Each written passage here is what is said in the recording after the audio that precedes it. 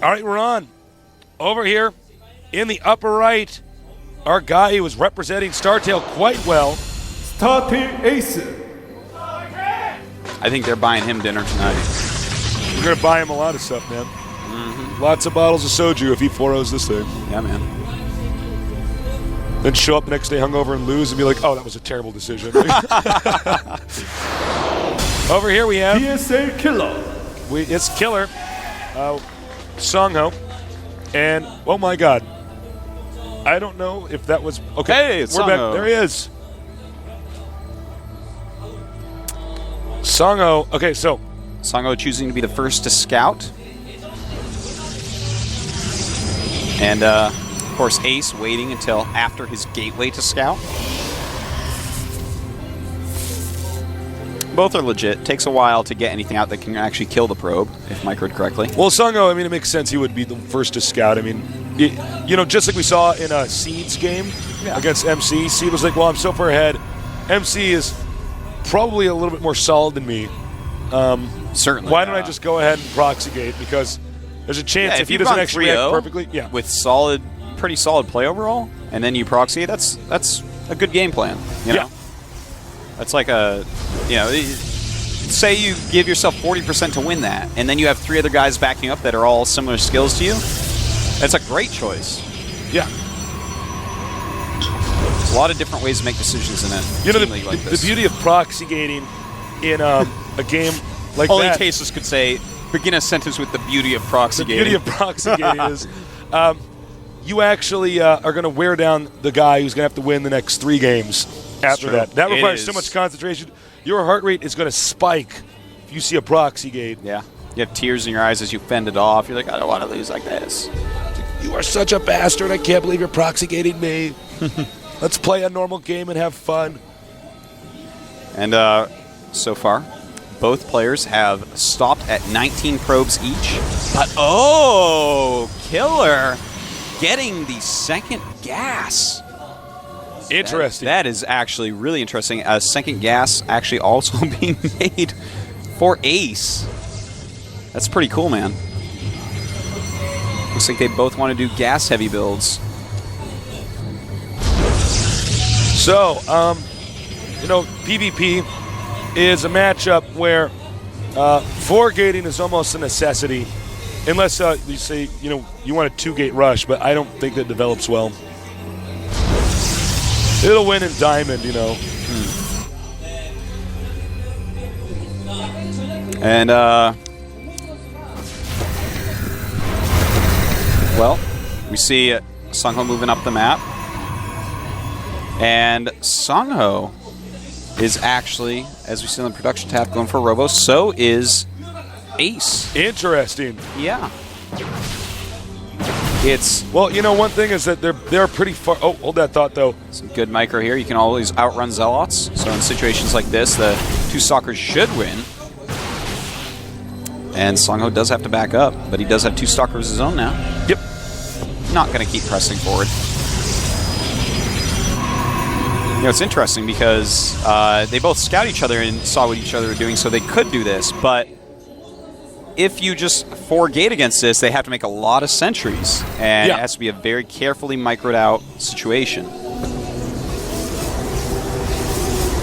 So the gateways are up, and this hidden probe, Ninja probe, going to probably be able to get in here.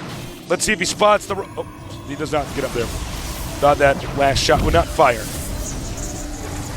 Observer's on the way.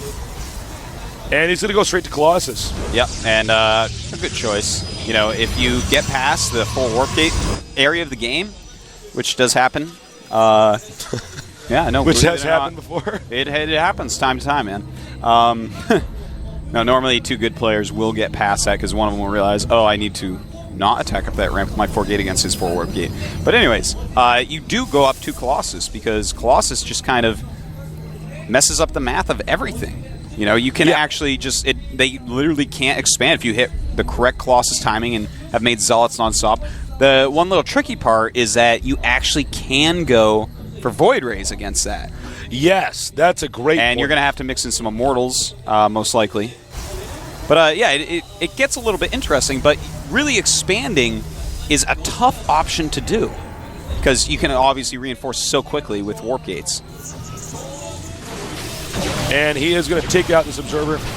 That's what happens when you have a good Protoss. Oh, hold that thought. Sangho deciding to walk up the ramp. I don't think this is a good idea. The presence of that Immortal. Yeah, the presence of that Immortal making a big difference, but Sangho killing off a few units before backing up. He does have 3 less probes than his opponent. Okay, his Immortal's there now. Yeah, and Immortal's a funny unit because, you know, obviously it does great damage against stuff like, you know, Marauders, tanks, you know, good against the Colossus, but you know, even against normal units, it could screw everything up mathematically. Yeah. The way it absorbs damage, the rate at which it fires. Yeah. By the way, this is actually a huge mind game going on. Ace made the pylon and had a probe at his expansion, yet didn't make the Nexus. In response to Sangho seeing that, he tricked Sangho. Made a Nexus. So Sangho is making a Colossus, and at the same time, a Colossus is on the way to attack him. So he's going to have to wait for that Colossus. But it's 4 Zealots, Immortal, 2 Stalkers, versus 1 Stalker, 4 Zealots, a Sentry that has enough for Guardian Shield, and an Immortal. So we're going to have to see how this goes, Tasteless. Might come down a lot to the micro. Get that Immortal to help take out the big guns. Do not let the Immortal target the other Immortal or the Zealots. Make it target anything but that. Yeah, please. The Immortal is the unit you got to micro in this situation. Yeah, that's quite true. Spread your Zealots and stuff, sure. And he does have a second Colossus on the way, but it looks like he's waiting to actually be slightly superior to wait for the next Immortal. And here we go. Guardian Shield is up. Sangho not targeting with the Immortal yet. Oh no, his Immortal is targeting down Zealots. That is not good. Notice that Ace targets with his Immortal. He did. Once the Immortal shields were gone, he took out the other Immortal with his Immortal. Yep. But Sangho has enough Zealots to hold for now. Second Colossus out for both of these guys. And it's getting pretty close here. Sangho warping in some more Zealots to help take all the hits. It's very, very close. And, well, it looks like he's just trying to take out the Colossus right now. Bad stacking right now. Sangho. He may have what it takes. We'll see. Oh, my God. Total jinx. Yeah. Stalker's being made instead of Zealots. That's pretty interesting. That's going to be because he wants to snipe the Colossus. He's in a turtled position. Yeah, he has 2 very injured Colossus against a pretty much full health Colossus. Second Colossus should be there soon. Yeah, it just left the main. It's on the way. There it is. It's in the mail. Snail mail. Now note, Sangho did make an expansion, but can't use it. Yeah, if he holds... So they're both on one base. If he stabilizes, Sangho will be way in the lead. As long as he doesn't lose all his units, obviously. Very nice poke here. Even if he just gets rid of that pylon, that's good. He can't warp units down there. Oh, yeah, absolutely. By the way, Sangho just keeps on making Colossus. And in the meantime, we do have a Nexus going up as well as Thermal Lance for Ace. So he's... What is the probe counter, Tosis? Right now, 37 to 32. Ace is in the lead. Ace in the lead. Yeah. This Nexus is just one giant paperweight right now. Supply-wise, Sangho is winning, though. 75 to 65. Now... Oh, I don't know if this angle was good for Ace to go down. Yeah, that's a scary situation for Ace. I'm actually surprised he's not chasing a little bit harder. You know, if anything turned around while you're chasing there, your Colossus and Zealots will hit because you have the superior army, and the Stalkers are actually the quickest unit out of all these units, so you can get shots on an army running away from you in a situation like this. Takes out the proxy pylon. The threat of any more pressure is gone. Sangho starting to mine from his expansion. Well, Artos, this is going to be our first PvP ever where we've gotten past 10 minutes. This is very exciting. So, in late game PvP, a Colossus is the focal point.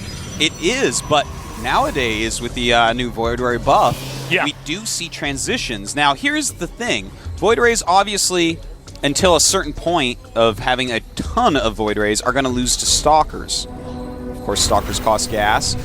What you're going to want to do is both of you have to make a certain number of Colossus Careful. Hold on. We have Thermal Lance Colossus. That's going to make Songho double think. He is getting Thermal Lance as well, though. But anyways, as I was saying, it becomes really important. You have to have enough Colossus to melt every Stalker they have. After that, and this is a very touchy-feely thing. Oh, after that, you have to go. You have to have Void Rays. Yeah. You have to kill each other's Stalkers and go Void Rays. It's very odd. And if your opponent goes Void Rays, if you still have enough to melt his Stalkers, you can then go Phoenix, and then that beats that, and it becomes this actually really interesting. Like 8-layer cake. Yeah, it's a really weird dance that you do. Really weird dance of units, and Songho has finished up his Thermal Lance. Songho really wants to get aggressive right now. He is up supply-wise by just 6. His Colossus is getting stuck there. He's going to be careful about that if he were to get engaged there.